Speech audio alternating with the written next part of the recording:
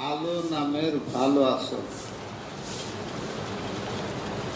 সন্তানের একটা বড় হক হইল পিতা যেন তার একটা ভালো নাম রাখে।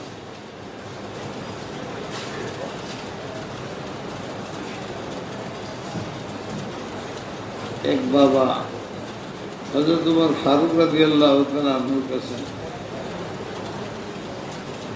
ছেলে সম্বন্ধে শিকায়ত করছে যে আমার ছেলে আমার কথা মানে না, আমার সাথে বেয়াদবি করে, গুস্তাখি করে।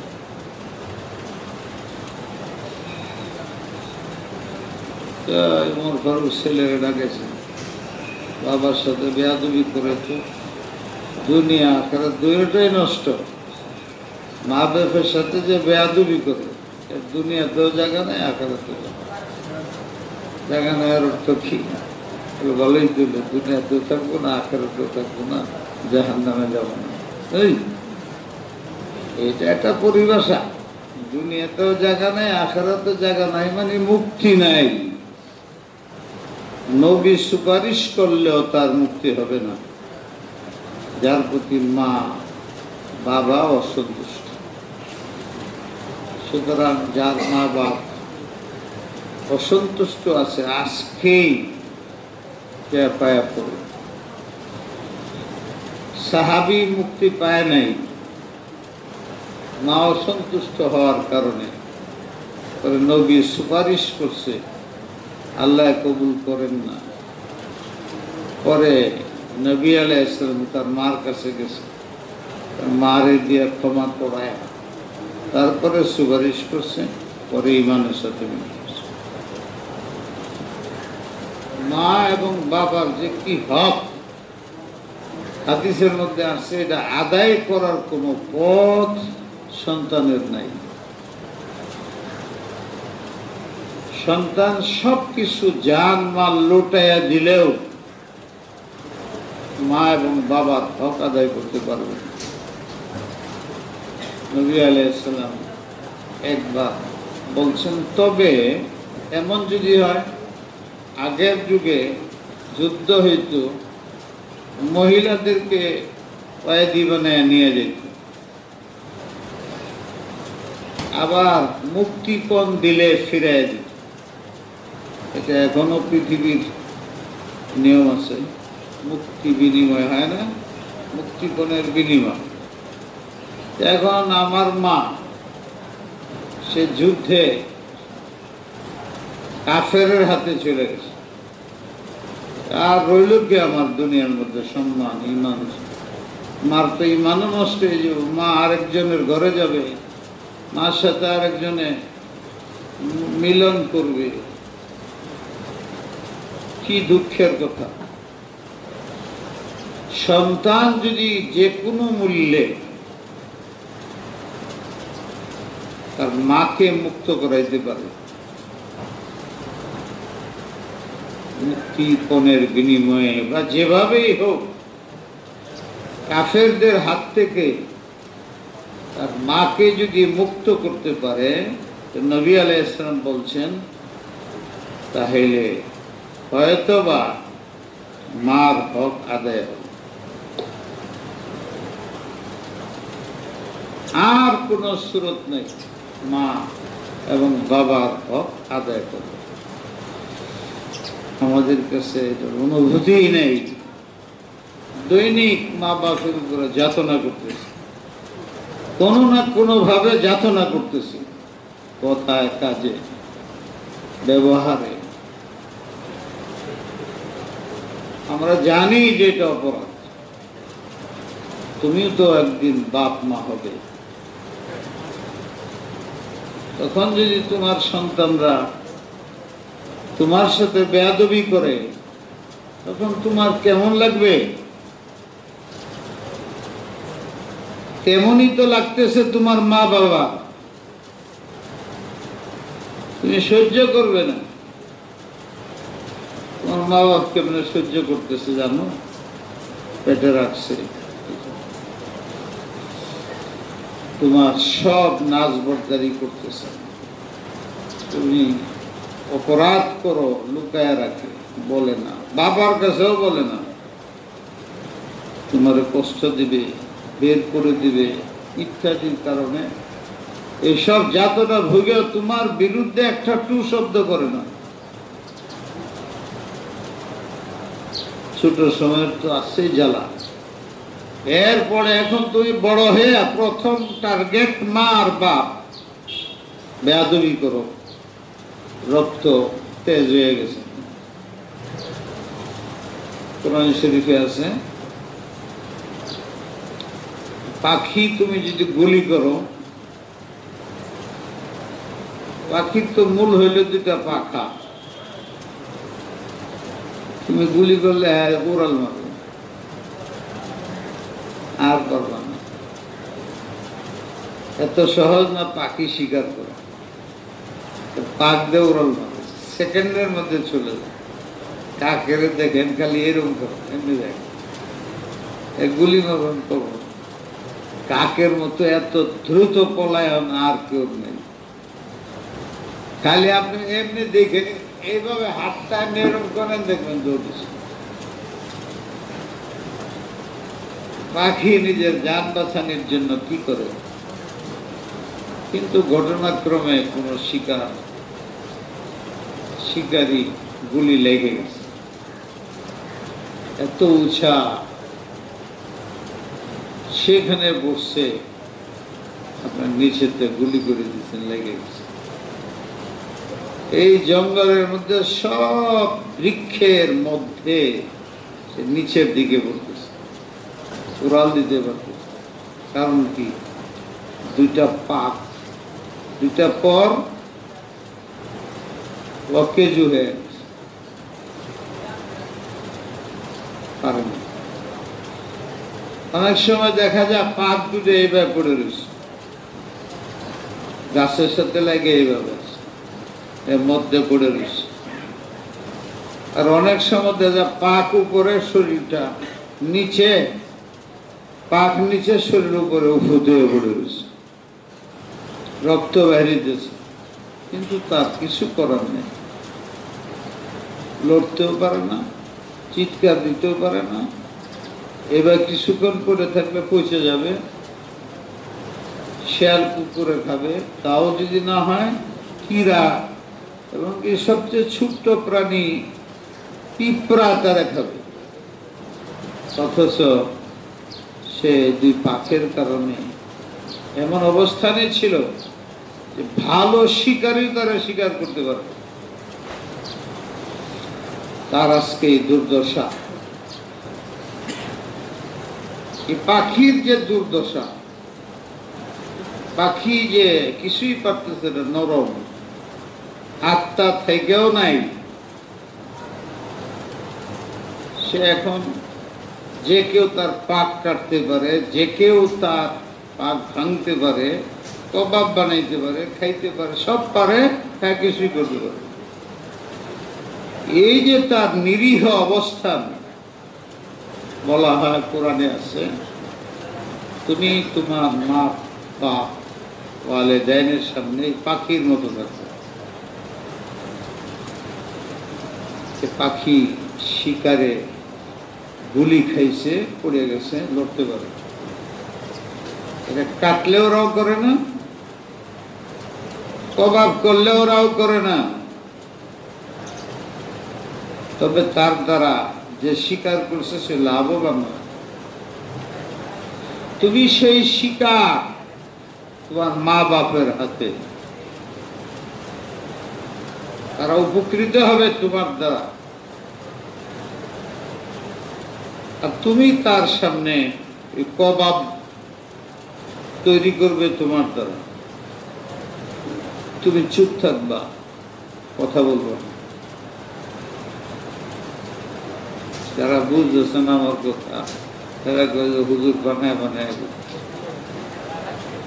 وَقَضَى رَبُّكَ أَلَّا تَعْبُدُوا إِلَّا إِيَّاهُ وَبِالْوَالِدَيْنِ إِحْسَانًا إِمَّا يَبْلُغَنَّ عِندَكَ الْكِبَرَ أَحَدُهُمَا أَوْ كِلَاهُمَا فلا تقل لهما أف ولا تنهرهما وقل لهما قولا كريما واخفض لهما جناح الذل من الرحمة।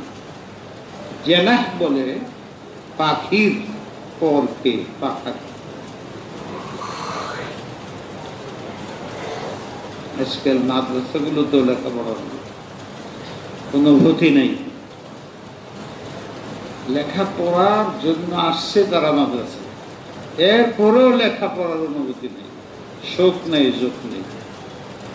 ভালো খাওয়া, ভালো পড়া, ভালো স্থানে থাকা, আরাম আয়েশ, ফলে আলেম পয়দা হইতেছে না মাদারিসগুলোতে। জনগণের কোটি কোটি টাকা দিচ্ছে, তার মনের মধ্যে এলেমের গুরুত্ব নাই, আমলের গুরুত্ব নাই, মানুষের কল্যাণের গুরুত্ব নাই, মানুষকে হেদায়েত করতে হবে গুরুত্ব নাই, নিজের মধ্যে যোগ্যতা অর্জন করতে হবে এই সমস্ত অনুভূতি নেই। মাঝে মাঝে মনে হয় আলসার বন্ধ করে চলে যায়, অনুভূতি কখন কি কাজ করতে হবে, কেমনে করতে হবে, ব্যবহার কেমন হবে। সুতরাং সাধারণ মানুষের কি হবে, আয়াত বোঝে না, হাদিস বোঝে না, কোরআন বোঝে না, মাথার পাগড়ি নিয়ে আলেম হইয়া, মুফতি সাহেব হইয়া মারামারি করতেছে, সারা দেশে ফতোয়াবাজি করতেছে, কেউ করে মানে বলাও যায় না। আমি বলতেছি আমার বিরুদ্ধে লেগে, আমার ছাত্র লেগে, 1900 সম্পর্কে এক কথাই করি, রোগে ধরলে যতদিন রোগ না যায় তো এই চিকিৎসা করতে হবে, করতে হবে। বলেনি যে খালি চিকিৎসা করে, খালি চিকিৎসা করে, খালি ওষুধ খাওয়া, এটা করতে পারবো? রোগ তো যায় না, যতদিন রোগ না যায় চিকিৎসাই করতে হবে। পয়সা যাবে, ওষুধ বদলাবে, ডাক্তার বদলাবে, চিকিৎসা করতেই হবে। যতদিন তোমার মধ্যে গুনাহ ছাড়তেছ না, ঝগড়া ছাড়তেছ না, গীবত ছাড়তেছ না, কুটনামি ছাড়তেছ না, অহংকারী ছাড়তেছ না, মারামারি করতেছ, একজন আরেকজনের গালাগালি করতে আগে মুখে, এখন লেখার মধ্যে শুরু করছো। হাজারো কোটি মানুষ আমার শ্রদ্ধা করে, তোমার এক লেখার কারণে আমার প্রতি অভক্তি হয়ে গেছে। মাদ্রাসা চালাইতে আমার 2 কোটি টাকা লাগে মাসে, এখন কেউ দেয় না যে হুজুর তো খারাপ মানুষ, তোমার লেখার কারণে। জীবনে তো 4 পয়সার কাজ করো নাই, আর আমি তো 1000 মাদ্রাসা বানাইছি, আমার উপরে তুমি কলম ধরতেছ। আমার অর্থ আমি না, মানে যারা কাজ করে তাদের ভুল হয়, আর বলে আমার কোনো ভুল নাই। কাজ কয়টা করছো? বলে একটাও না। কাজ না করলে ভুল বাস। ছাত্রদের অনুমতি নাই, আওয়ামুল নাসের অনুমতি নাই, সব আশ্চর্য। কালকে 500 দিন একজনের চিঠি লিখছেন, আজকে কোন জব লেখার সুযোগ পাই না। তাহলে হুজুর আপনার কাছে বয়াত, আপনারা খুব মন্দ ভালো আছেন, যে ইদানিং আপনার প্রতি আমার অনাস্থা, ঘৃণা পেয়ে কিরম মনে লাগে কত দেখি। কারণ আমি তো তারে পাইলে না জিজ্ঞাসা কি হয়েছে, ওরা কয়ার কারণ হইলে এই যে ফেসবুক, এইটার মধ্যে আলেমদের যে বদনামে লেখা হইতেছে, আমার মনে বলে যে আপনিও তো এটার মধ্যে আছেন। তার মনে বলে তাহলে হুজুর কি বাদ আছে, দেখেন দেখেন কি বল। আমি তার কাছে কোনো খারাপ ধরা পড়ে না, সবাই আলেমের বদনাম করে, তার মনে খুশখুশ করে এখন। তাহলে আমার শাইখ হুজুর এরকম কিভাবে প্রপাগান্ডায় মানুষকে গোমরা বানায়। আমি বলছি যে আপনি আর আমার সাথে যোগাযোগ রাখবেন না, লাভ হবে না। যে নিজের শেখের বদগুমানি রাখে, লাভ হইব কি? আপনারও ক্ষতি হইব, আমারও ক্ষতি হইব। আপনার বদগুমানি হয়ে গেছে, হবে না? জানলেন যতক্ষণ পর্যন্ত কোনো মানুষের গুনাহ সাব্যস্ত না হয়, তাকে বদগুমানি করা কবিরা গুনাহ, যেটা আপনি করতেছেন কবিরা গুনাহ হইতেছে আপনার, এতে বোঝা যায় আপনার উপরে আল্লাহর আযাব আছে। একটা নির্দোষ মানুষের প্রতি আপনার দোষের ধারণা আসছে, এটা আল্লাহর আযাব। মানুষ আযাব বলতে বুঝে পা ভেঙে গেছে, হাত ভেঙে গেছে, জক্কায় ধরছে, করুণায় ধরছে, আযাব হয়েছে। ব্রেন খারাপ হয়ে গেছে, বুঝে না, মেধায় কাজ করে না, এটারে আযাব মনে করে। যে লোকটা দোষী না আমার কাছে, আমি তারে দোষী বদগুমান করতেছি, যে ওই ব্যক্তি করতে পারে যার মেধা আছে গ্রস্ত, মেধাগ্রস্ততা দেখা দিচ্ছে। ভালো মানুষ, তুমি কেন তারে খারাপ কর? যে সব লোক খারাপ, সব লোক খারাপ হইলে আমিও খারাপ, তুমি এটা কেমনে বুঝলাম? পৃথিবীতে ভালো মানুষ নেই, থাকতে পারে না। তুমি খারাপ তো সবাই খারাপ, আর নিয়ম হইল নিজে খারাপ হইলে সবাইকে খারাপ মনে হয়, নিজে চুর হইলে সবাইরে চুর মনে হয়। থানভী রহমতুল্লাহ এক ঘটনা লিখছে। এক আল্লাহর ওলি ছিলেন, সব সময় সারা রাত্রে ইবাদত করতেন। ফজরের নামাজের সময় সারা রাত্রের ইবাদতের একটা ভাব শরীরের মধ্যে, ঘাম, অরষ্টতা, অস্বস্তিকরতা আছে। পাশে একটা নদী ছিল, ফজরের আগে যায়, ফজরের নামাজ যাতে খুব শান্তি, খুশি, আনন্দে, খুশুর সাথে পড়তে পারেন, গোসল করতে। প্রত্যেক দিন ফজরের আগে গোসল করতে। একদিন দেখে নদীর ওই পারেও আরেকজনে গোসল করতেছে। উনি বললেন, এত বছর ধরে আমি ইবাদত করি, ভাবছিলাম এই জঙ্গলের মধ্যে আমারে ছাড়া আল্লাহর ইবাদত করে কেউ নেই। না তো আমার বলেছে, ওই তো আরেকজন দেখা যায়, সেও সারা রাত আল্লাহর ইবাদত করছে। সকালে ফজরের আগে গোসল করে ফজরের নামাজের জন্য তৈরি নিতেছে। পারলাম না, চাইছিলাম যে আমি একাই ইবাদত করবো এই এলাকাটা সারা। ওই তো দেখা যায় আরেকজন আছে, মাশাআল্লাহ, হিংসা নাই। ও ছিল আসলে চুর,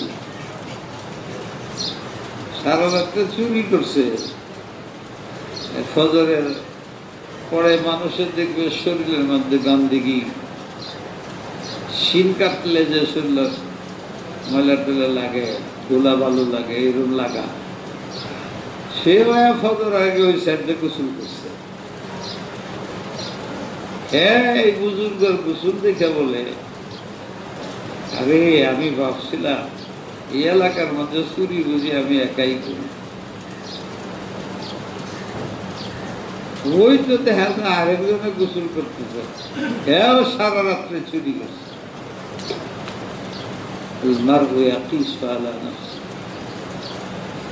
আপনি যা করেন সবাই এরকম মনে হয়, আপনি চুরি করেন সবাইকে চুর মনে হয়। আপনি ইবাদত করেন সবাইকে ইবাদতকারী মনে হয়। যে যে চরিত্রে অন্যকে সেই চরিত্রের মনে হয়। সুতরাং নিজের চিন্তা নিজে করে, নিজের ব্যবস্থা নিজে করে। আল্লাহ আমাদেরকে আমল করার, নিজের মেধা নষ্ট হয়েছে কিনা এটার আলামত হইল বুঝা যে আপনি গুনাহ করেন। যার মেধা ঠিক থাকে সে কোনোদিন অপরাধ করতে পারে না। আর অপরাধের চেয়ে বড় কোনো শাস্তি পৃথিবীতে মানুষের জন্য না।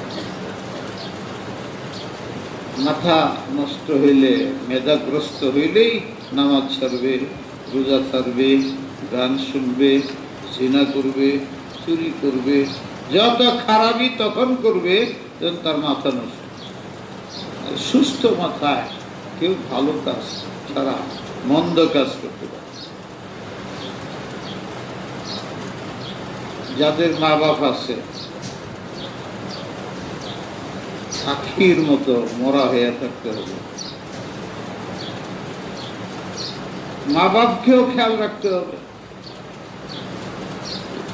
ছেলের হকটা আগে আদায় করতে হবে, মেয়ের হকটা আগে আদায় করে এরপর বড় হবে। বড় হইলে মা বাপের হক আসে। আপনি তাকে এভাবে তৈরি করেন যে সে বড় হয়ে আপনার হক কি বুঝে। আগেই যদি আপনি শরাবি থাকেন, বেনামাজি থাকেন, চুপ ডাকাতি করেন, শরাব মদ পান করেন, তো ছেলে তো এটাই শিখবে। ওই ছেলে আপনার হকটা আদায় করবে না। তো দায়ী আপনি দায়ী। বুঝতেছিলাম যে হযরত উমর ফারুকের কাছে বাপে শিকায়ত করছে, বেয়াদবি করে, গুস্তাখি করে।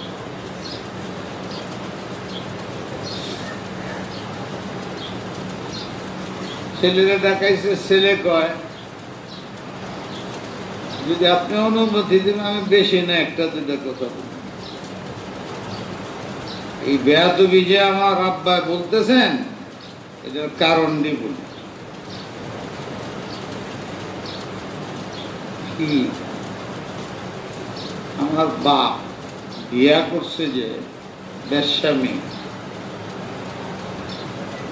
জিনা করছে তার সাথে,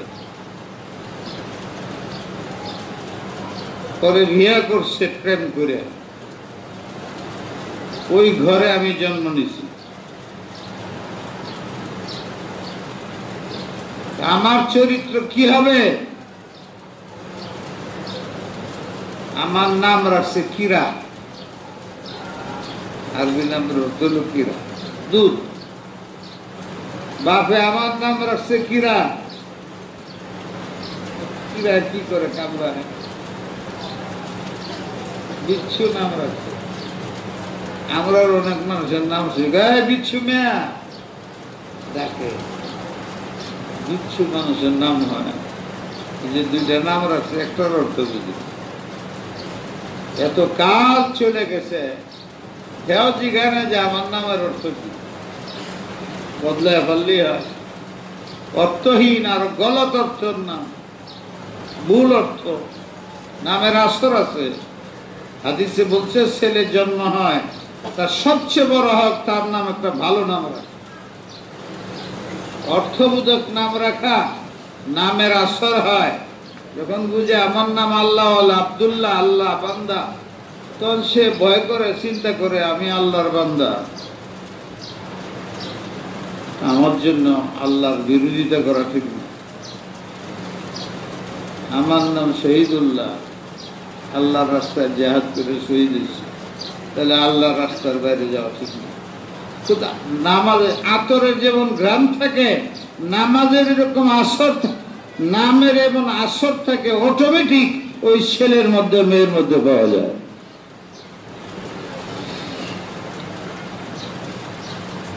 এই 2 নম্বর যে আমার বাপে আমার নাম রাখছে বিচ্ছু, এক আকার। 3 নম্বর আমার বাবারা জিগান কালিমা পড়তে পারেনি।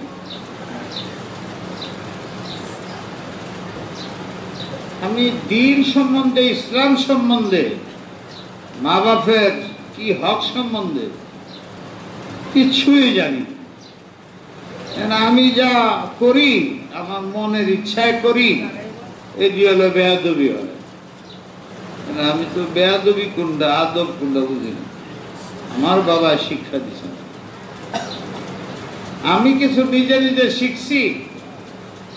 আমার দাদাকে আমার আব্বা লাঠি দিয়ে পিটাইতে পিটাইতে পিটাইতে পিটাইতে আর উনি দৌড় দিছে বিয়া পিটাইতে পিটাইতে পিটাইতে পিটাইতে অনেক দৌড় দিছে, দাদা বাপে পিটা, আমার বাপে পিটা, পরে যায় খাদের মধ্যে পড়ে মরে গেছে। আমি এই জানি আব্বা যে কাজটা করছে এটাই তো ভালো, এই জন্য আমিও ওনার এইটা করি।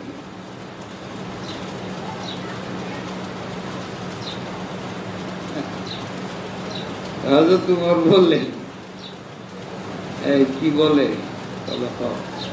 তুই এর বিরুদ্ধে সে কাজ করছিস, ওরে শাস্তি দিচ্ছে, বাপের শাস্তি দিচ্ছে।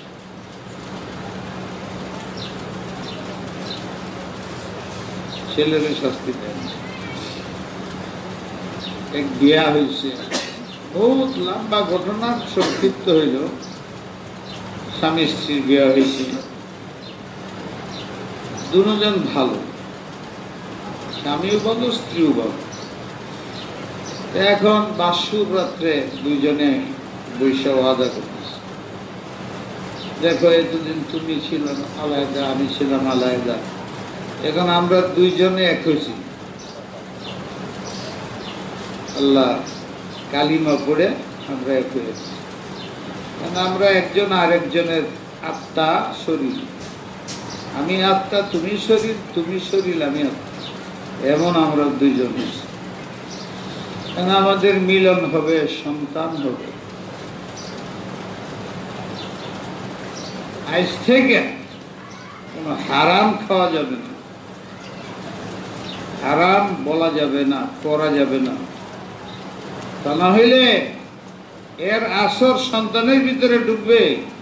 তুমি মা, তোমার রক্ত তার ভিতরে ঢুকবে। মুক্ততা দুইজনে মিলে খুব অঙ্গীকার প্রতিশ্রুতিবদ্ধ হইল, আমরা আর ছোট বড় কোনো গুনাই করব না, ছোট বড় কোনো ইবাদত বাদ দিব না, আল্লাহর কাছে কাঁদবো আমাদের একটা ভালো সন্তান। এইভাবেই তারা চলছে। আস্তে আস্তে সন্তান হয়েছে 8 বছর বয়স। কোনো খারাপ নেই সন্তানের ভিতরে। অফিস করে জামাই, হঠাৎ একদিন পাশের বাড়িওয়ালারা ছেলেরে ধরছে, কি হিসাবে? চুর হিসাবে। 8 বছর মা পেটে সন্তান, এত নেক সন্তান, চুর হইল কেমনে? বাপও পেরেশান, বিবিও পেরেশান, মাও পেরেশান। জীবনে যা আমরা দুইজনে করি নাই, 8 বছর পর্যন্ত সন্তানের এই চরিত্র ছিল না। ধরা পড়লো তো চুরি, ধরা পড়লো, কি ব্যাপার? স্বামী স্ত্রী বসে পেরেছেন, তুমি কোনো গুনাহ করছো নাকি? না, আমি তো কোনো গুনাহ করিনি। তুমি কোনো গুনাহ করছো নাকি? তো মা বাপ গুনাহ না করলে তো সন্তান গুনাহ করার কথা না। আজকে 8টা বছর যেতেছে, কোনদিন তো এরকম হয় নাই। কেন হইল? নিশ্চয় দেখো তোমার মধ্যে কোনো ত্রুটি হয়ে গেছে। সে বলে আমার ভিতরে কোনো ত্রুটি নাই, আমি কিচ্ছু করি না, তোমার মধ্যে ত্রুটি আছে খবর লো। কিন্তু কোনো সুরাহা পায় না। বাচ্চা চুরি করলো কেমনে পাশের বাড়িতে, বাড়িতে যায়ও না কোনো সময়, কাছেই থাকে। শেষ পর্যন্ত বিবি বলে, হ্যাঁ আমার দ্বারা একটা ত্রুটি হয়েছে। 8 বছরের জীবন, আমার আগের জীবনে এরকম কোনো ত্রুটি নাই, তা ত্রুটি হয়েছে আমার। কি? যে আমাদের বাড়ির ছাদে ওই বাড়িওয়ালারা যে বড়ই গাছ লাগাইছে, ওই বড়ই গাছের ঢাল একটা আমাদের ছাদের উপরে আসছে। আমি একদিন উপরে গেছি, এত সুন্দর বড়ই পাকা পাকা দেখা যায়। তো দেখি ছাদের উপরে পড়ে রয়েছে, পড়া আছে নজর লইলাম। গাছও আমার ছাদের উপরে হেনটা 2-3 বার নিজেও খাইলাম, ছেলেকেও খাবে। এই আমার মনে আসতেছে আসানাতুল্লাহ বরার সৈয়দুল মুতাওয়াক্কিল, যে কাপড় সাদা ফটফট ফট, পরিষ্কার সাদা ফটফট সাদা, সামান্য একটু দাগ লাগলে দেখা যায়। আর যে কাপড় পুরাটাই কালা,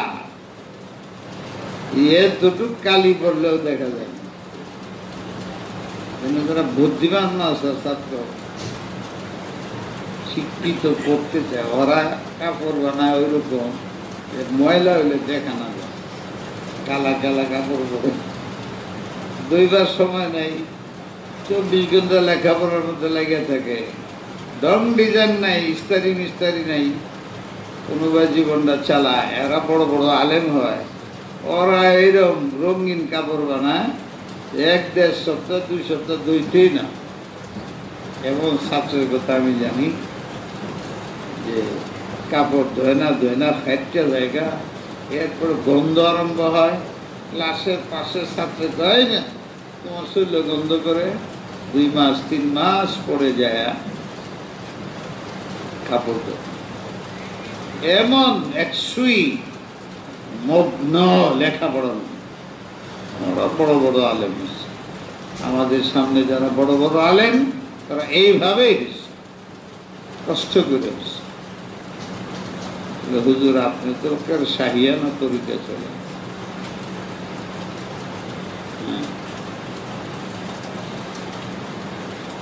আমার তো প্রথম যুগ দেখো নাই। এই কাপ্তান বাজার থেকে ছাত্রদের জন্য চাউল বাজার করে মাথার মধ্যে ঘাড়ে করে নিয়ে আসতো। এই মাদ্রাসার গেটে রেখে ছাত্ররা যাতে না দেখে। ছাত্রদের পায়খানাগুলো সবই আমি ছাত্র, শেষ ছাত্র। ওই দিন আমার গেছে। এই যে মসজিদটা, কোনো ইঞ্জিনিয়ার নেই, এটা করতে যায় ছাত্ররা লয়ে করছি। আর আমি হইলাম রাজমিস্ত্রি। পার মারছিলাম যে এখনো পায়ের মধ্যে দাগ আছে। 18 দিন হাসপাতালে ব্যান্ডেজ করে রাখছে। এই ঢুকা যাইত না পায়খানার কারণে।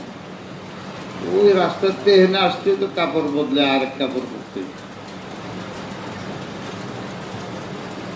আমার প্রথম জীবন তো দেখো নাই।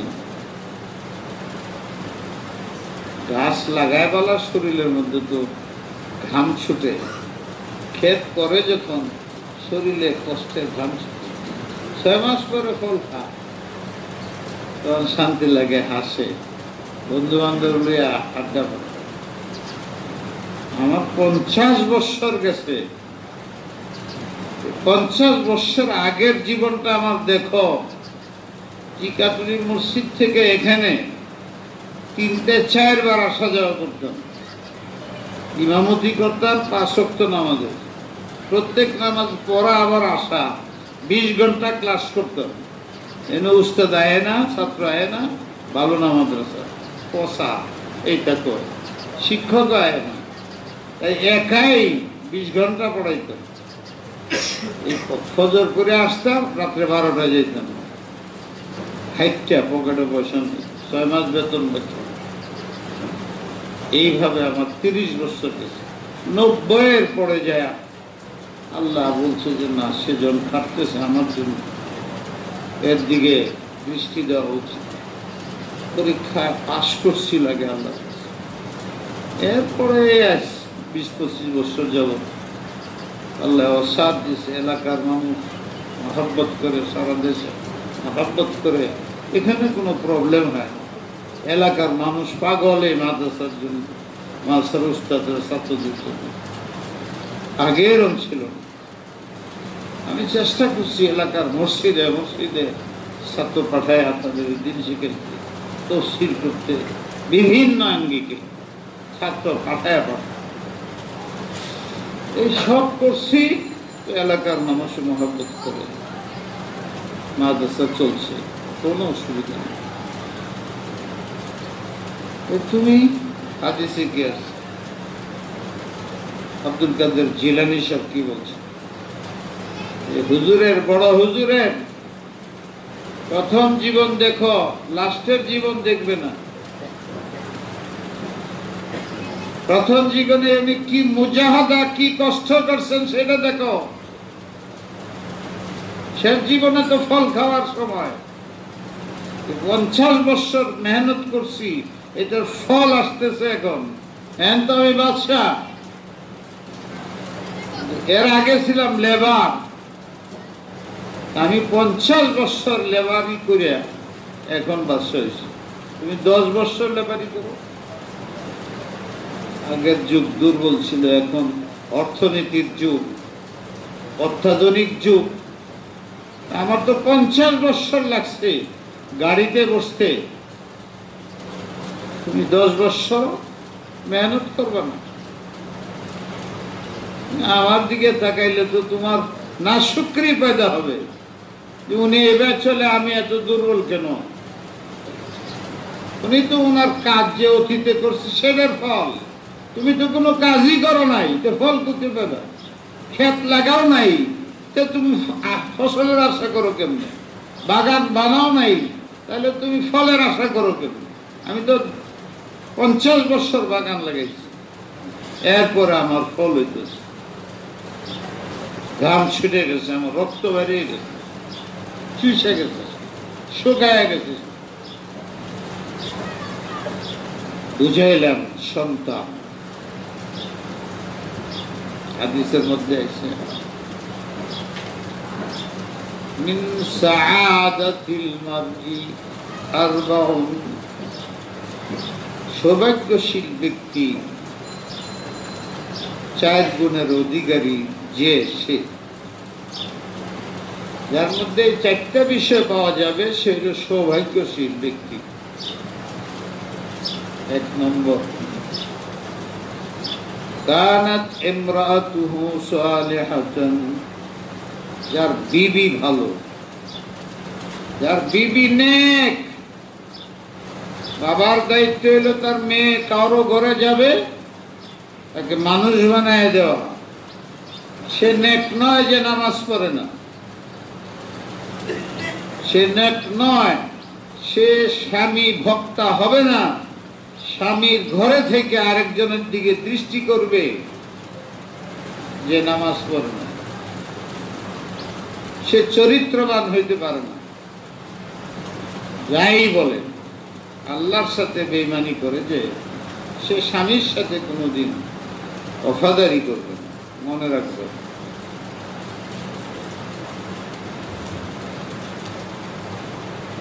যে ছাত্র তার উস্তাদের সাথে বেয়াদবি করে, সে তার সাথে সাথে আদবি করবো নাকি?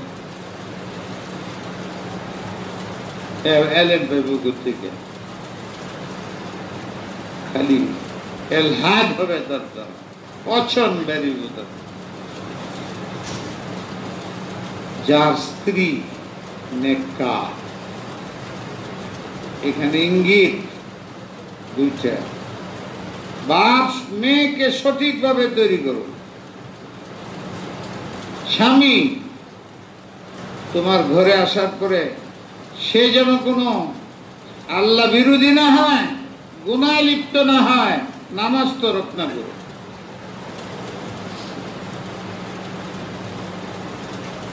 মেয়েকেও ইঙ্গিত করা হচ্ছে, গুনাহ করো না, নেকি করো, স্বামীর হক আদায় করো, আর স্বামী স্ত্রীর হক আদায় করো। তাইলে এই ফ্যামিলি, এই স্ত্রী আর এই স্বামী সৌভাগ্যশীল। কানাত ইমরাতুহু সালিহা। যেদিন থেকে বিয়ে করলা ওই দিন থেকে তোমার নতুন জীবন পিরিয়ড আরম্ভ হয়েছে।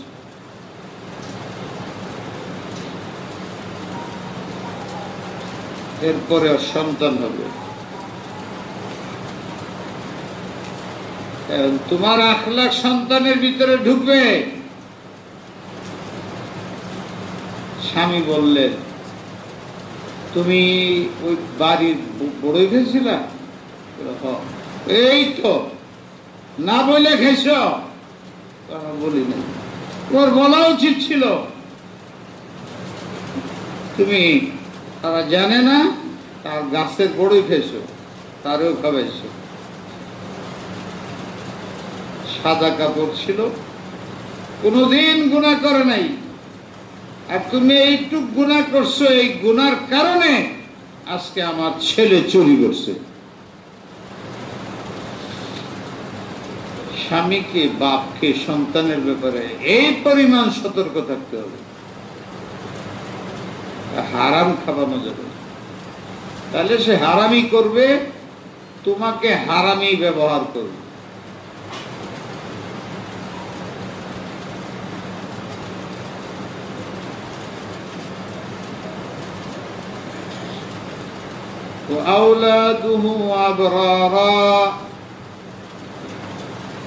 যার সন্তানরা নেক হয় সে সৌভাগ্যশীল। তার মানে তোমার সন্তানকে নেক বানাও, বদ হয় না যেন। তোমার হাতেই সবকিছু। তুমি চাইলে কোরআন শিক্ষা দিতে পারো, তুমি চাইলে নামাজ শিক্ষা দিতে পারো। বাড়িতে সুন্নত নফল নামাজ পড়লে দেখবে ছোট বাচ্চা তোমার সাথে নামাজ পড়ে। তুমি যদি তেলাওয়াত করো দেখবে ওই বাচ্চাটা উদয় বসে তেলাওয়াত করবার ভান ধরে। তুমি যাই করবা, সিগারেট খাইলে তোমার কুলে উঠে ওই সিগারেট খাইবার চাইব, চিৎকার করবে তোমার কুলে ওঠার জন্য। যদি কুলে উঠাও পরে তুমি যে হাত দেয়া সিগারেট খেতে খেলে ওই দিকে যায়, অস্থির হয়ে গেছো, বাচ্চা খালি ওইটা চায়, তুমি ফালাই দাও, দেখো ছেলে তোমার কুলেতে নেমে যায়। আগে যে এত পাগল হয়ে তোমার কুলে উঠলো, যে সিগারেট ফালাইছো এখন সে তোমার কুলেতে নেমে যায়, নামায় দেখো সে কই যায়, ওই সিগারেটের কাছে যায়। তার তো বুদ্ধি নাই, সে চোখ দিয়ে যা দেখে, কান দিয়ে যা শুনে, এইটা কেবারা। মা বাপ যেরকম সে হয় তেমন। বাপের সিগারেট খায়, সেও খাইতে চায়। বাপ কোরআন শরীফ পড়ে দৈনিক, সেও পড়তে চায়। বাপ নামাজ পড়ে, সেও পড়তে চায়। বাপ শরাব খায়, সে শরাব খেতে চায়। বাপ আর মা দুইজনেই ঝগড়া করে, গালাগালি করে, কঠিন শব্দ ব্যবহার করে, ওই সে শিখে, অন্যের সাথে তাই করে।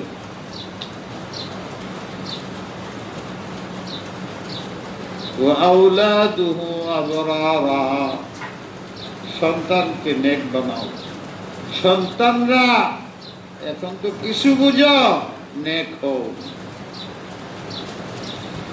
স্বামীর দায়িত্ব, স্ত্রীর দায়িত্ব।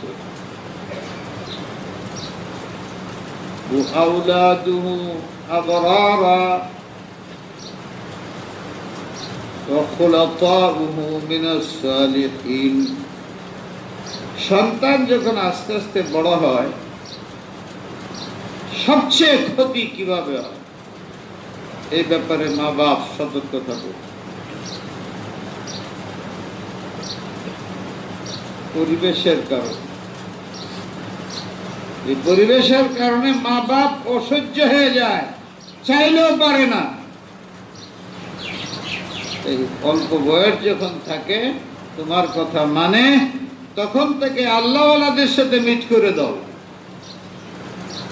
মাদ্রাসা আছে, তুমি নিয়ে আসো মাদ্রাসা জুমার দিন, ওয়াজ শোনাও, হুজুরদের সাথে মহব্বত লাগাও, মাঝে মাঝে হেফখানায় বসো, মাঝে মাঝে ক্লাসে বসো, দুনিয়ার সময় কাটাইবে। এখান থেকে 10 মিনিট টাইম বের করে বাচ্চাকে নিয়ে আল্লাহওয়ালাদের সহবতে রাখো। সোহবত মুতাআসসিরা, বললে কাজ হয় না, অনেক সময় করলে কাজ হয়। আমার নাম নিয়ে তুমি তোমার ছেলেরে নসিহত করবা, কাজ কম হবে। আয়সা যদি আমারে দেখে আর আমার কথা শুনে, কাজ বেশি হবে। তুমি একা মসজিদে চলে আসো, ছেলে তো মসজিদে আসার মতো উপযুক্ত, বুঝে। অবুঝের বাচ্চারা আইনো না, ওর জন্য তুমি বাসাতে নামাজ পড়ো, তেলাওয়াত করবে, বাসার পরিবেশ ভালো রাখবে, গান বাদ্য করবে না, নাচানাচি করবে না, টেলিভিশন 24 ঘন্টা চালায় রাখবে না। ওখানেই চুরি, ডাকাতি, জিনা সহ চরম চরিত্রহীনতা দেখায় এই ছোট বাচ্চারা দেখে। তুমিও দেখতেছো, বাপ হইয়া মা হইয়া, ছোট বাচ্চাও দেখতেছে, লজ্জাহীনতা বাড়ে। তুমি এত বেলাজ হইলা কেমনে, বেহায়া কেমনে হইলা? এমন খারাপ খারাপ চিত্র দেখা, ছোট বাচ্চা দেখা, মা এটা কি করলো, জিনা করতেছে, তো এটা কি করে? তাও মার হুশ আসে না যে আমার বাচ্চা কি দেখতেছে আমার কুলে বসা। এদিকে চায় রয়েছে মরার মতো, ছেলে যা ধ্বংস হয়ে যেত। পরে একদিন মারে সে ধরে, বোনেরে ধরে, রাস্তার পায়ে ধরে, যে কে শিখাইল? বাপ মা শিখাইল। আল্লাহ আমাদের বুঝবার তো সন্তানদের পরিপালনের জন্য, লালন পালনের ক্ষেত্রে যতগুলো রাস্তা আছে তার মধ্যে সবচেয়ে উন্নত, তুমিও আল্লাহওয়ালাদের সাথে থাকো, তোমার সন্তানদেরকে মসজিদমুখী করো, মাদ্রাসামুখী করো, আল্লাহমুখী করো, তাদের প্রতি দিলের মধ্যে শ্রদ্ধা সৃষ্টি করো, আখিরাতের কথা বুঝাও। চিরস্থায়ী জান্নাতে আমরা থাকতে হইলে বড় হুজুর, ছোট হুজুর, মাদ্রাসা, মসজিদ, আলেম, ছাত্র, এদের সাথে উঠা বসা করো। এইদিকে নজর দেন, উল্টা নজর। ছাত্রের সাথে গেলে মূর্খ হয়ে যাবে, মোল্লা হয়ে যাবে। বহু ছেলেরা চিঠি লেখে কান্দে, কি ভাগ্য একটা ছেলে আল্লাহওয়ালা হয়, 5 ওয়াক্ত নামাজ পড়ে, কোরআন হাদিস শিখতে চায়। কেমন মেধাগ্রস্ত মা বাপ ছেলের বাড়িতে বের করে মাদ্রাসায় পড়তে দিবে না, নামাজ পড়তে না করে, জামাতে যেতে না করে, পর্দা করতে চায়, পর্দা করতে দেয় না। আরে তুমি তো জান্নাতের টুকরা ছেলে পাইছো। পৃথিবীর ইতিহাসে আছে অনেক কাফের ছেলের চেষ্টায় সে মুসলমান হয়ে গেছে। আমাদের দেশে হাজার আছে তাবলীগ, মাদ্রাসা, হুজুরের উসিলায় তার মধ্যে দিনদারি আসছে, এবং তার চেষ্টা তার মা বাপের মধ্যে দিনদারি আসছে। এটা ভাগ্যবান ছেলে, ভাগ্যবান মা বাপ। আর এমন মা বাপ আছে নিজের চরিত্র তো খারাপ, ছেলের একটু বুঝ আছে, সে চায় আলেমদের সাথে চলতে, সে চায় একটু নামাজ পড়তে, গুনাহকে সে অনুভব করে। এর কারণে মাও রাগ, বাপও রাগ, বাড়িতে কি চরিত্রের মা বাপ। সুতোর থেকে তো শিখাই নাই, কালিমাও পড়তে পারে না, জান্নাত দুজখের চিনা না, আল্লাহ রসুলের উচিত না।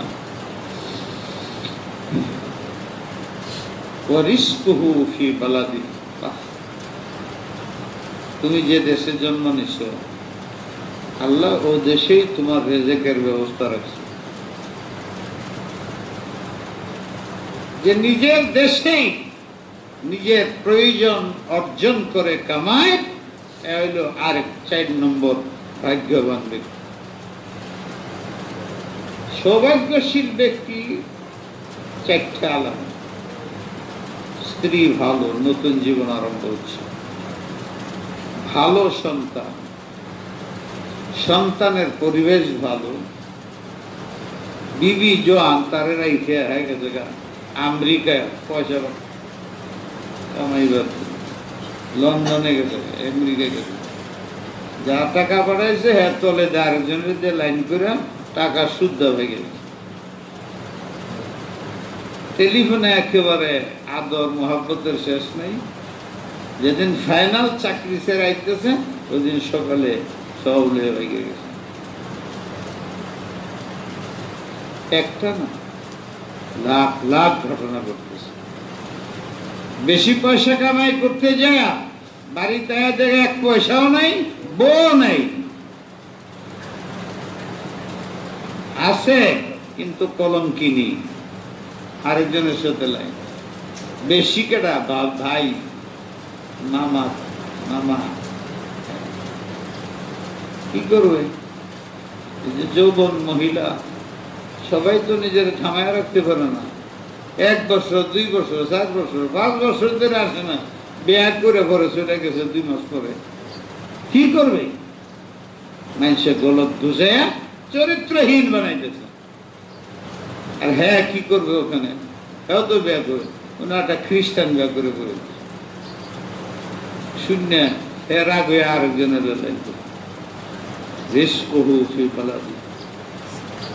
সে সৌভাগ্যশীল। কম হয়, কষ্ট করে, নিজের দেশেই উপার্জন করে নিজের জীবন চালায়, বেশি পয়সার লোভী হয় না।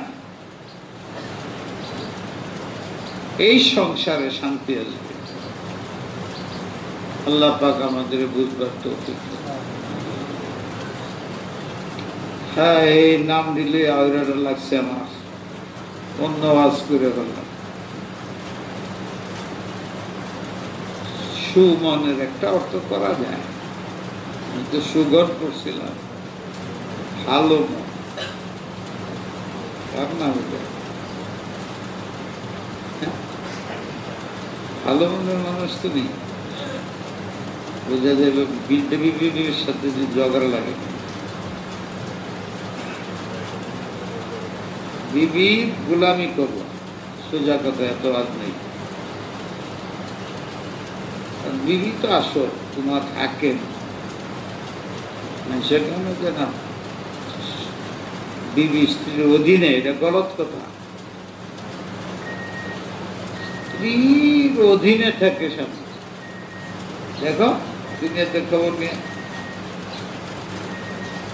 কেন সে মজবুর স্ত্রীর কাছে, তাতে ইমান নষ্ট হইব। স্ত্রী যদি রাগ হয়, যদি কাছে নেয়, এই জন্যই তো, নাহলে স্ত্রী যে মাথার ব্যথা, খাওয়ানি লাগে,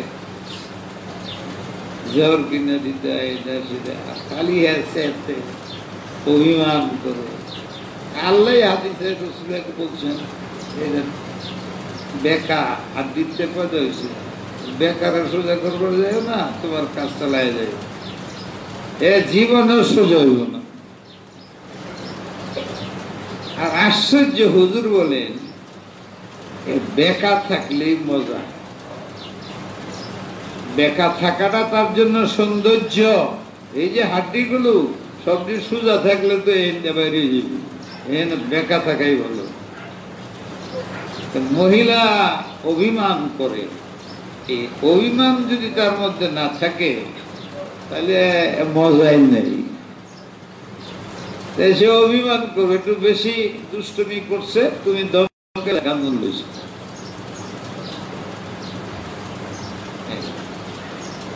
এই জন্য সে তো মাসু, প্রেমাস্পদ। প্রেমাস্পদের উপরে মাথা বড়ি করা যায় না, এর গোলামি করতে হয়। আল্লাহ জানে নাই রাসূল পাক কম খেলা করছে। কোরআনের মধ্যে অনেক ঘটনা আছে। হুজুরের বিবিদের 2 দল আছে। হুজুর কেমনে সামলাইতেন, কি পেরেশান হুজুর রে, ধরেছে বিবিরা 2 দলে 2 ভাগ আনতেছে, হুজুর কি করব? বলা ঠিক না। বিবি যে কি জ্বালা, তবু তার গলায় দিতে হবে মালা। সেই হইল আদর্শ স্বামী। হ্যাঁ, বাঁকা থাকবে, বাঁকামি কথা বলবে, অভিমান করবে, অনেক কিছু করবে। তুমি যদি কাউকে ভালোবাসো, তাকে যে ব্যবহারটা করো, তার পক্ষে যত পেরেশানি হোক তোমার কাছে পেরেশানি লাগে না। যেহেতু তুমি তারে ভালোবাসো, হ্যাঁ, অনেক সময় তোমার থাপ্পড় মারে, গুলো মজাই লাগছে, খাদ্য হইতেছি তো, খাদ্য নিতে এদিকে রক্ত বের করেছে, থাপ্পড় মেরে, জুতা মারে, এটা করে সেইটা করে, তুমি তলে দিয়ে বুকের মধ্যে মেলাও। যে মহাব্বতটা করো, প্রেমাস্পদকে তোমার স্ত্রীকে অতটুকু ভালোবাসতে, আর যখন ভালোবাসবা তখন তুমি তার গোলাম হইতে পারো। নবীকে মহাব্বত করতে বলে কেন? নবীকে সবচেয়ে বেশি মহাব্বত করবা, তো নবীর গোলামি করবা, একটা কাজও নবীর বাইরে যাবে না। আল্লাহর মহব্বত বেশি ঢুকিয়ে গেলে আল্লাহর নাফরমানি তুমি করতে পারবো না। আল্লাহকে ভালোবাসো। তিনি বলে গেছেন, স্ত্রী যেন কষ্ট না পায়। হাসরের ময়দানে স্বামীকে বিচারের মধ্যে যখন আনবে, তার প্রধান সাক্ষী হবে তার বিবি।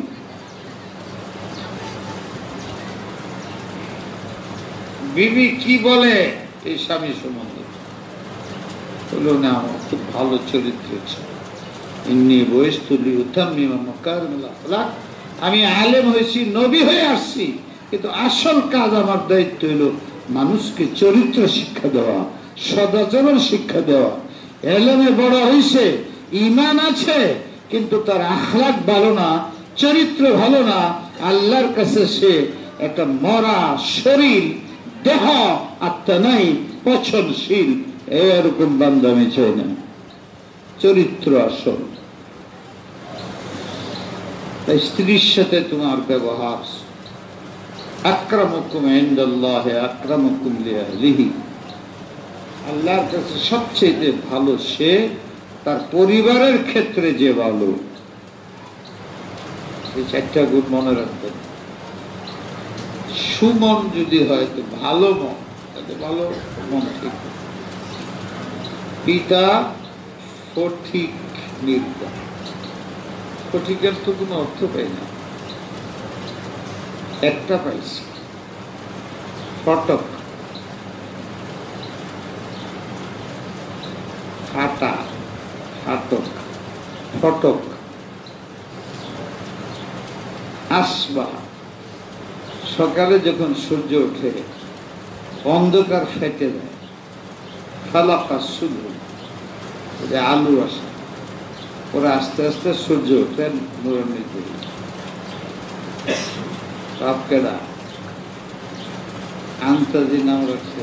ও বাপু, ও বাপ বিয়ার মধ্যে রাজি না, তুমি এরকম বিয়া করতে এসো? হ্যাঁ, থাকলে তো এই তো হ্যাঁ নারাজ তোমার বিয়ার উপরে। আমি বুঝি না, বাপ আবার ছেলের বিয়ার থাকবো না।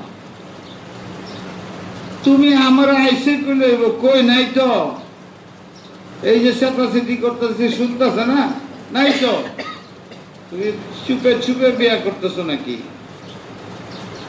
ভাইও নাই, ভাই বেড়াদর কেউ নাই, এই বিয়া পরে এখন বিপদে পড়িয়া নেই।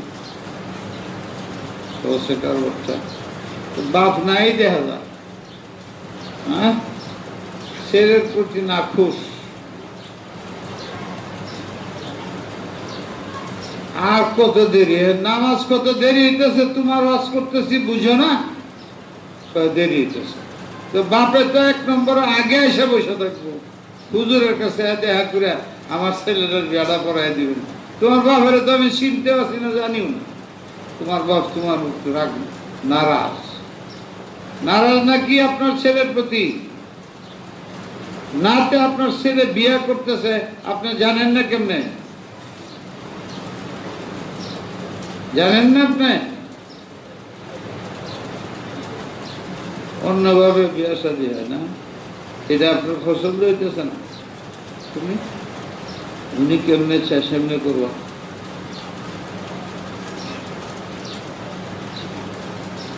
রাজি থাকলে না তো, হ্যাঁ তো এইবার বিয়ে করতে রাজি না। রাজি তো মেয়ে হয় স্বামীর কাছে, আপনি কি রাজি কি আসলে?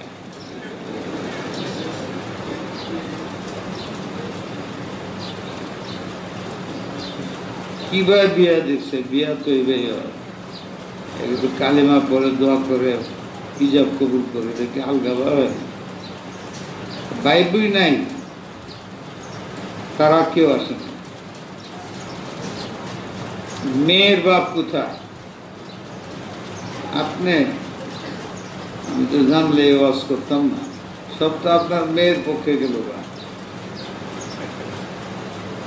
হ্যাঁ, ঠিক আছে, ভালোই না। মোসাম্মদ কি লেখছো? সারিয়া, মারিয়া, আচ্ছা, মারিয়া ইসলাম, 60,000 নগদ। আচ্ছা ঠিক আছে। মোসাম্মদ মোহাম্মদ সুমন মির্জা, পিতা ফটিক মির্জা, আপনার নিকটে মোসাম্মদ মারিয়া ইসলাম, পিতা রহমত আলীকে 60,000 নগদ, 60,000 নগদ মহারণার বিনিময়ে বিবাহ প্রদান করিলাম। রাজি না আপনি?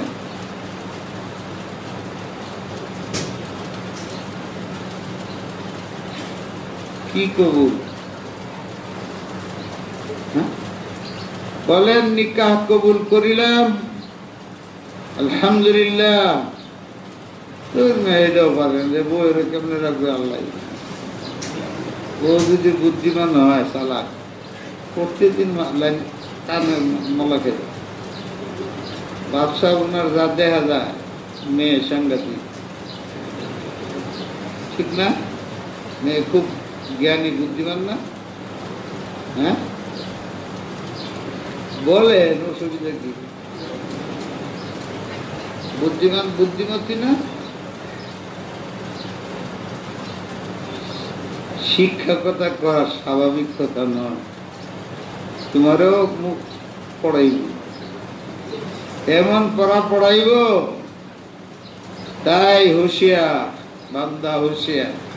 আল্লাহুম্মা বারিক লাহুমা ওয়া বারিক আলাইহিমা ওয়ারযুক আলাইহিমা ওয়া বারিক লাহুমা ওয়া বারাকাল্লাহু ফি হায়াতিকুমা ওয়া বারাকাল্লাহু ফি রিজকিকুমা ওয়া বারাকাল্লাহু ইয়া রাব্বাল আলামিন আলা জামিইল মাল ইন্নাকা আলা কুল্লি শাইইন কাদির। তোমার বিয়ে সেটা আগে কইলো নাকি একসাথেই তো শেষ? মোহাম্মদ শরীফ হোসেন, পিতা বিল্লাল হোসেন। বিল্লাল হোসেন কই? কে আইছে? আপনার নিকটে সাদিয়া আক্তার আর নিসা, মেয়ে সাদিয়া আক্তার, বাবা বিল্লাল হোসেন। আজি করবার, ছেলের বাপের নামও বিল্লাল, মেয়ের বাপের নামও বিল্লাল। বিল্লাল কাউকে বিলাল, বিলাল পাইছো তুমি? আরেকবার বাড়ছে, তোমার 2 বাপ হয়েছে, আগের বাপও বিলাল, পরেরটাও বিলাল। আর মেয়েরও 2 বাপ হয়েছে, আগেরটাও বিলাল, পরেরটাও বিলাল। সাংঘাতিক মিলের উত্তর দেখে নেন। তোমরা কি আগের থেকে মিলমাল করেছিল নাকি? আগের থেকে মহারণা তো ভালো, এত 1,40,000 কেন? আর তুমি এটাই আছে আজকে, ঠিক আছে। মোহাম্মদ শরীফ হোসেন, পিতা বিলাল হোসেন, বিল্লাল লিখো না, বিলাল হোসেন, আপনার নিকটে সাদিয়া আক্তার আর নিসা, পিতা বিলাল হোসেনকে 1,40,000 টাকা উসুল নগদ এর পরিমাণে বদলে বিবাহ সম্পাদন করিলাম।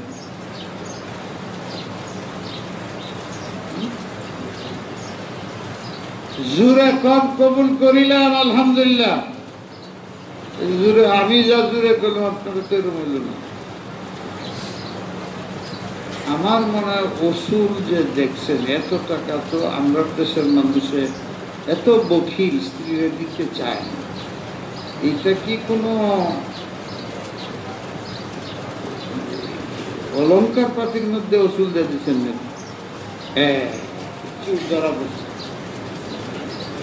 এটা কই 1,40,000 দেয়া দিতে, আমার কেন জানি সন্দেহ। অলঙ্কারের মতো উচিত হয়, তার হাতে কিছুই দিলেন না, সব যা দিলেন অলঙ্কার। অলঙ্কারের মাস্টার জানেন, আর সে একটুকু আপনার অধিকার থাকে, সে কালকেটি বিক্রি করে দেয়, বিক্রি করে মাকে দেয়। আপনি যদি মনের মধ্যে চুল পরিমাণ খারাপই আসে, তাহলে আপনার মহারণ সহি না, গুনাহ কবিরা হবে, অলঙ্কারে তার হয়ে গেছে। সে মা এতদিন কষ্ট করছে, অলঙ্কার 1 লাখ টাকা 1.5 লাখ টাকা বেচা মারে দিবে, খালারে দিবে, বোনেরে দিবে, বাইরে দেবে। আপনি কিছুই বলবেন উচিত করেন, কিন্তু আমি জানি যে সে এই বেশি না 5,000 টাকাও যদি বেয়ার করে দিন মারে আর বাপেরে বাইরে দেয়, তো ফইরা ছুটে শাশুড়ি শালীরা বলে এই কি বউ বাড়ি টানলা, এতো দেখা যায় সব বাড়ি লুঠিয়া দেয়া দিতেছে। এই যে শুরু করলে কিছুই দিতে পারবে, এটা যেন না। আল্লাহ তো আল্লাহুম্মা রযুক আহলাহু আল্লাহ বারাকাল্লাহু ফি রিজকিকা ওয়া ফি আয়াতিকা ওয়া আহমাদিকা আল্লাহুম্মা ارزقهم واجعل بينهما محبة ورحمة محبة ورحمة واجعله من المخلصين واجعل ولدا صالحين وأولادا صالحين وكانت امرأته صالحة بإذن الله وبإذنك يا رب العالمين برحمتك يا رب. جلدی آزم دو.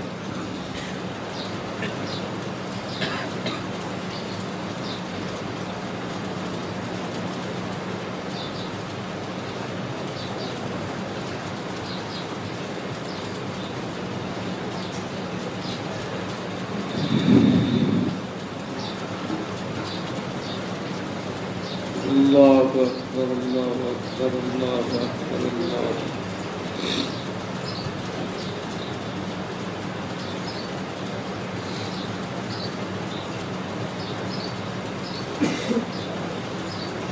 أشهد أن لا إله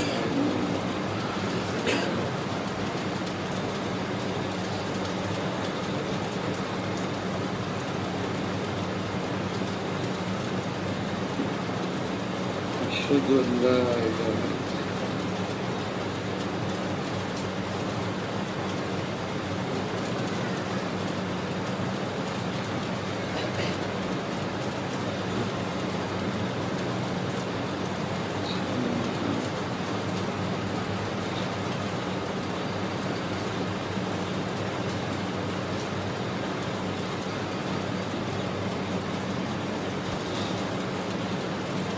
أشهد أن محمد رسول الله أشهد أن لا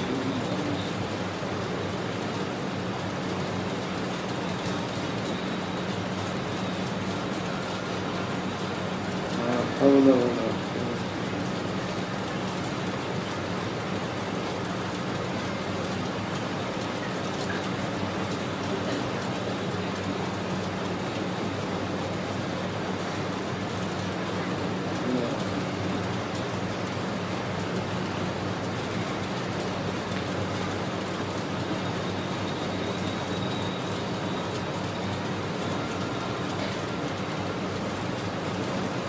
حول ولا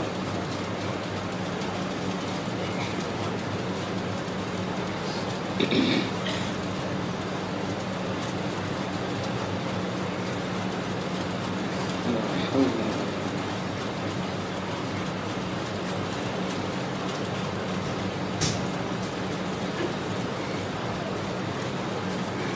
الله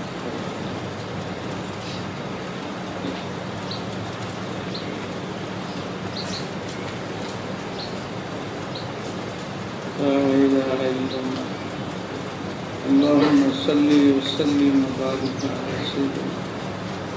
اللهم رب هذه الدعوة التامة والصلاة القائمة آتِ محمدا الوسيلة والفضيلة وابعثه مقاما محمودا الذي وعدت إنك لا تخلف الميعاد. رضيت بالله ربا.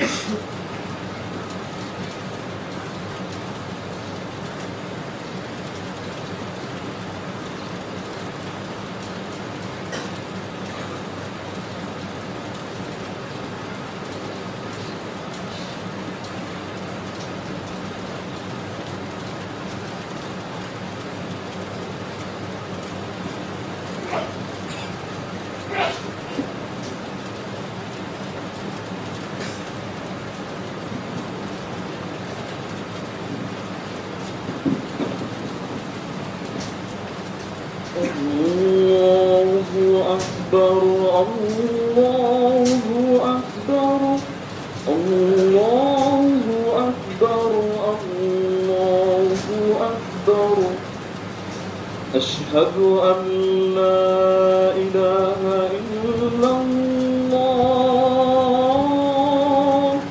أشهد أن لا إله إلا الله أشهد أن محمدا رسول الله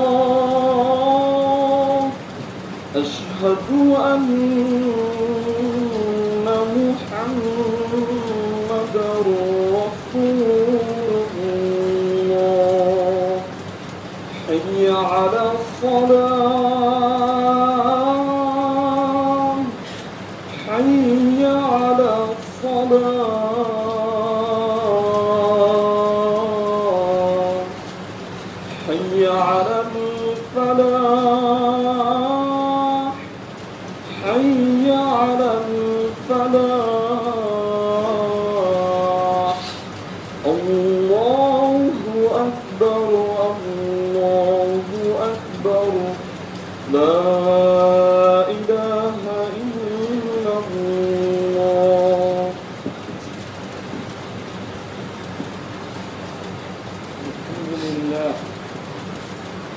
الحمد لله على نعمة الإيمان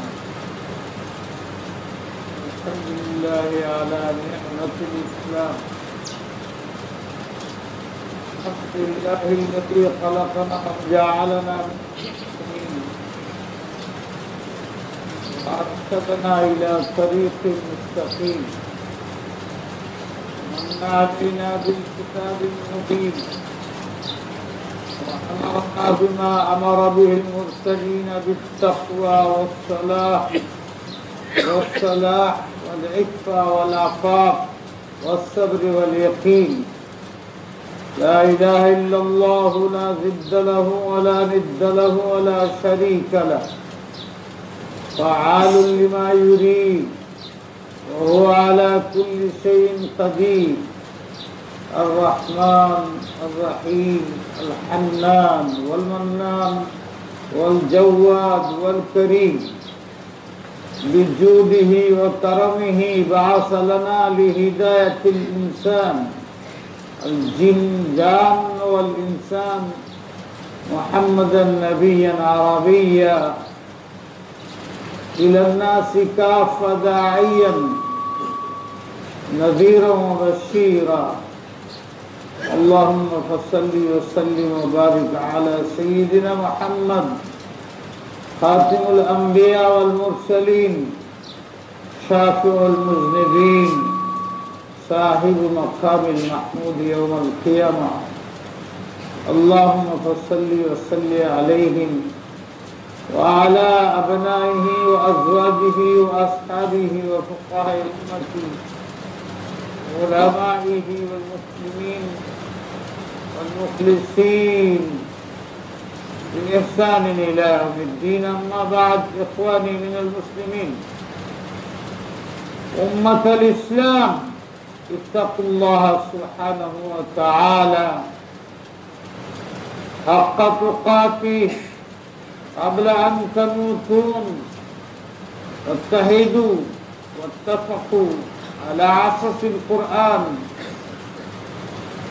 على أساس حبل الله سبحانه وتعالى أساس السنة تركت فيكم أمرين لن تضلوا ما تمسكتم بهما كتاب الله وسنة رسوله ويقول النبي صلى الله عليه وسلم ما أنا عليه وأصحابي فلا بد لنا أيها المسلمون لنجاتنا في الدنيا وأولادنا وأمهاتنا وأزواجنا وأبنائنا وأحفادنا لكلنا أن نتمسك بسنة الحبيب الصادق الأمين الذي نزل عليه الكتاب المبين. إخواني من المسلمين وقعت الأمة في ضيق شديد وما نرى إلا هي ثمرات المعاصي والعصيان وترك السنة وغرقنا في بحر السجود، في بحر الشهوات، في بحر السيئات.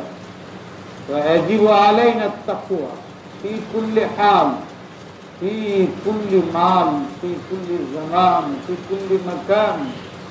التقوى كما أن الله سبحانه يقول: ومن يتق الله يجعل له مخرجا من الكرونا، من الشدائد ومن البلايا والمصائب ظاهرة وباطنة تتعلق بالقلوب أو بالجوارح. فلا سبيل للمسلمين إلا الاجتناب عن المعاصي، ثم زينة القلوب بالأعمال الصالحة بالإيمان وباليقين.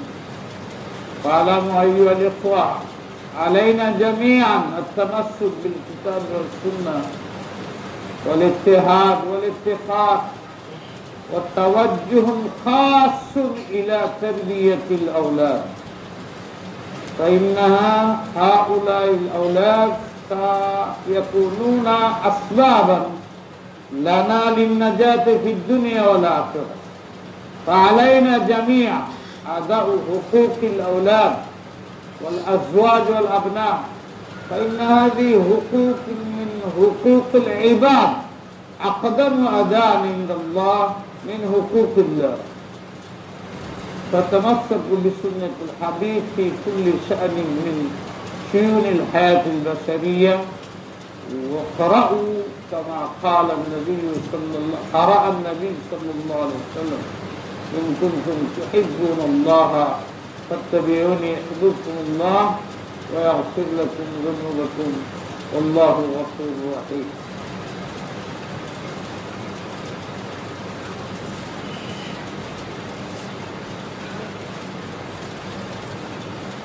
الحمد لله نحمده ونستعينه ونستغفره ونؤمن به ونتوكل عليه، ونعوذ بالله من شرور أنفسنا ومن سيئات أعمالنا.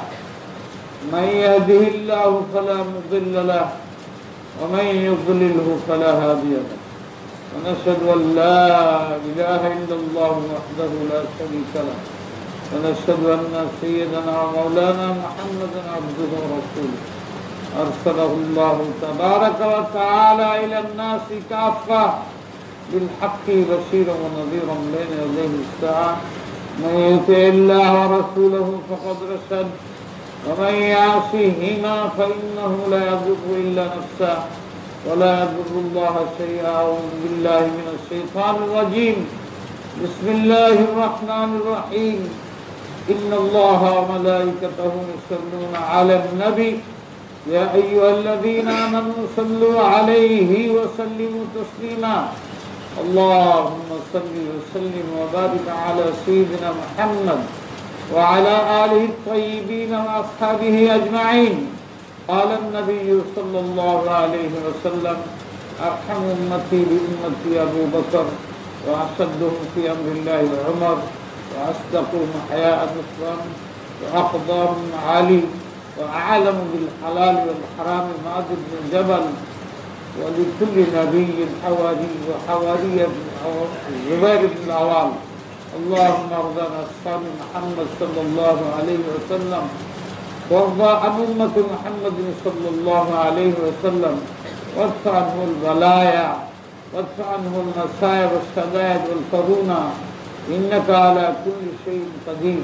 وفقنا بما تحب وترضى من القول والفعل والعمل والهدى والتقوى، إنك على كل شيء قدير. ربنا آتنا في الدنيا حسنة وفي الآخرة حسنة وقنا عذاب النار. عباد الله رحمكم الله، إن الله يأمر بالعدل والإحسان وإيتاء ذي القربى وينهى عن الفحشاء والمنكر والبغي، يعظكم لعلكم تذكرون. فاذكروني أذكركم واشكروا لي ولا تكفرون.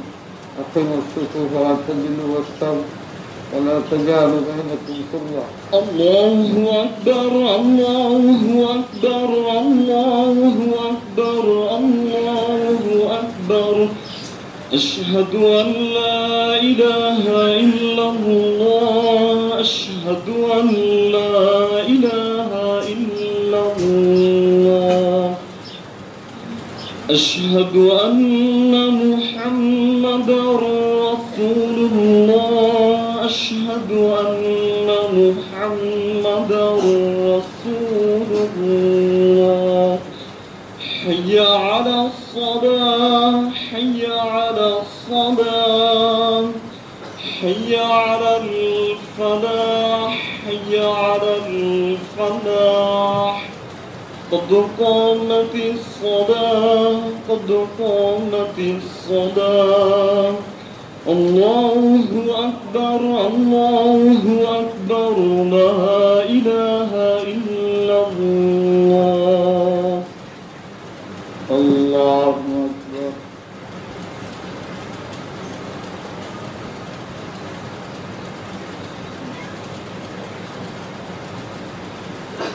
الحمد لله رب العالمين الرحمن الرحيم مالك يوم الدين إياك نعبد وإياك نستعين اهدنا الصراط المستقيم صراط الذين أنعمت عليهم غير المغضوب عليهم ولا الضالين.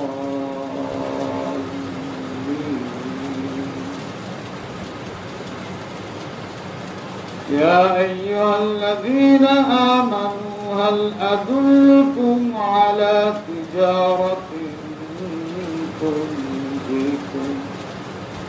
تنجيكم من عذاب أليم تؤمنون بالله ورسوله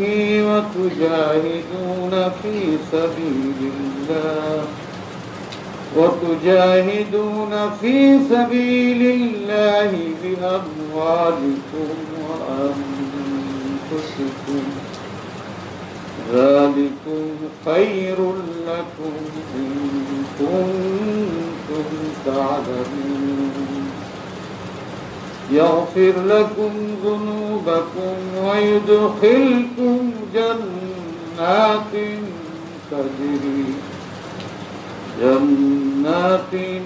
تجري من تحتها الأنهار ومساكن طيبة في جنات عدن ذلك الفوز العظيم.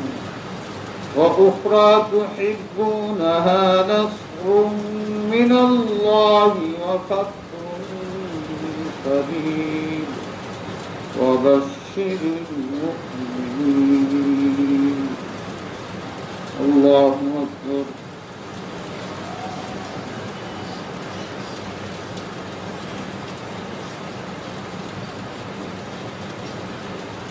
سمع الله لمن حمده. الله أكبر.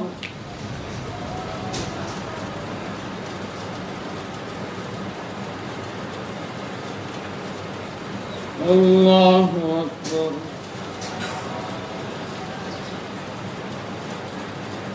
الله أكبر.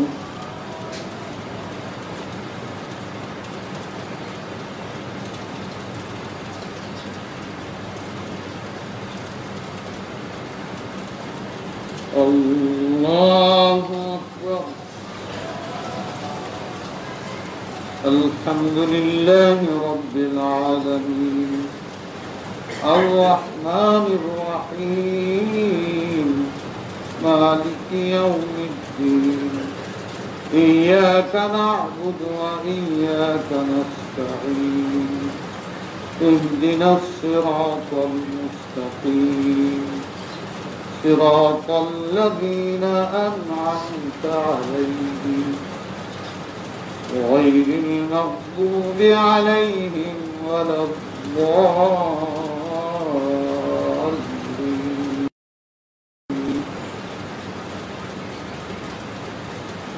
يا أيها الذين آمنوا كونوا أنصار الله كما قال عيسى ابن مريم للحواريين من أنصاري إلى الله قال الحواريون نحن أنصار الله فآمنت طائفة من بني إسرائيل وكفرت طائفة فأيدنا الذين آمنوا على عدوهم فأصبحوا ظاهرين. الله أكبر.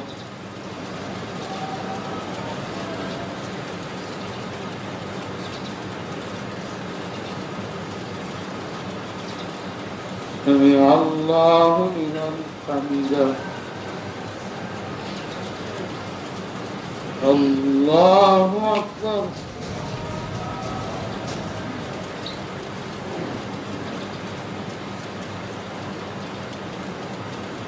الله أكبر. الله أكبر.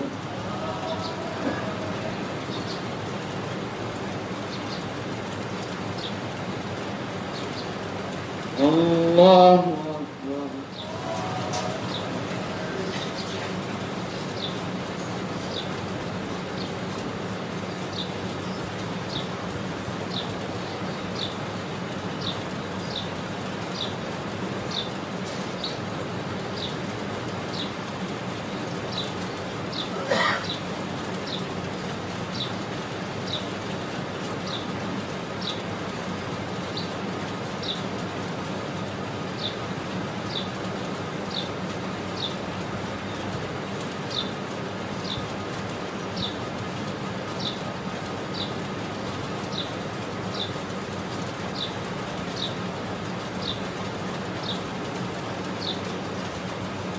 السلام عليكم ورحمة الله.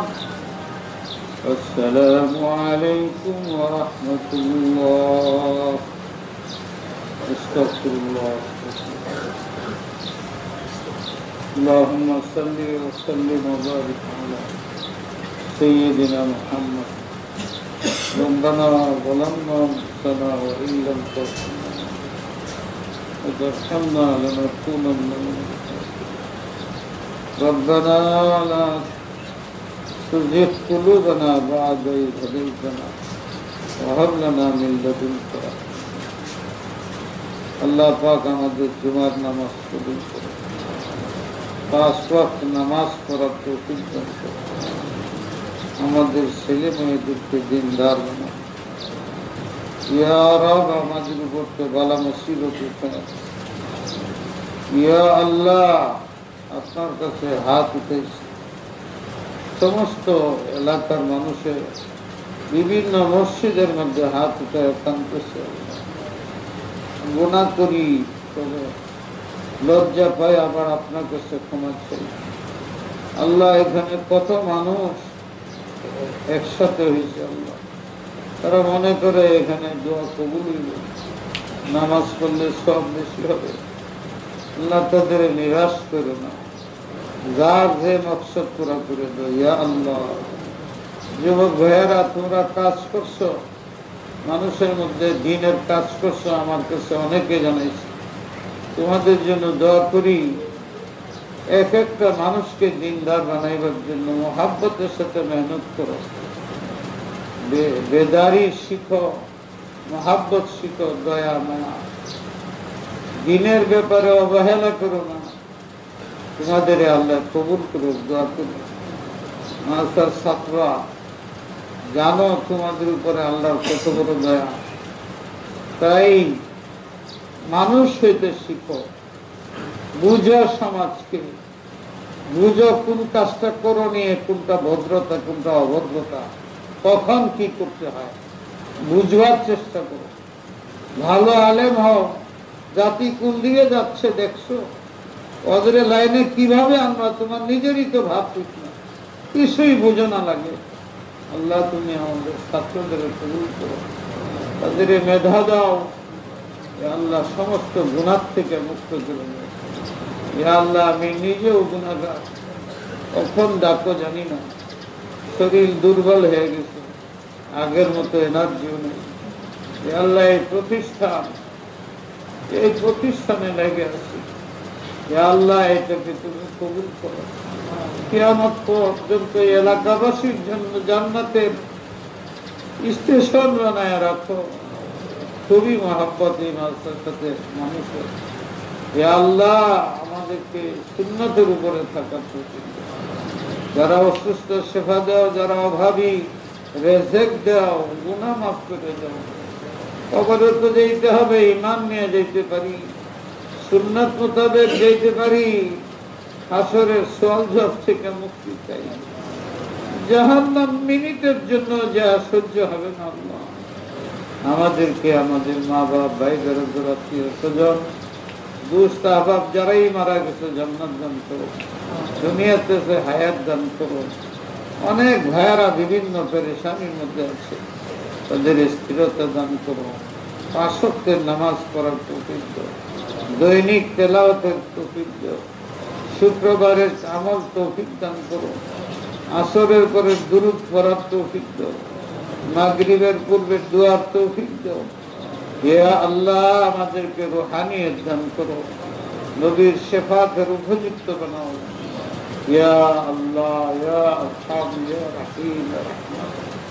সুবহানাল্লাহি ওয়া বিহামদিহি, সুবহানাল্লাহিল আযীম, সুবহান রাব্বিকা রাব্বিল ইজ্জাতি আম্মা ইয়াসিফুন ওয়া সালামুন আলাল মুরসালিন।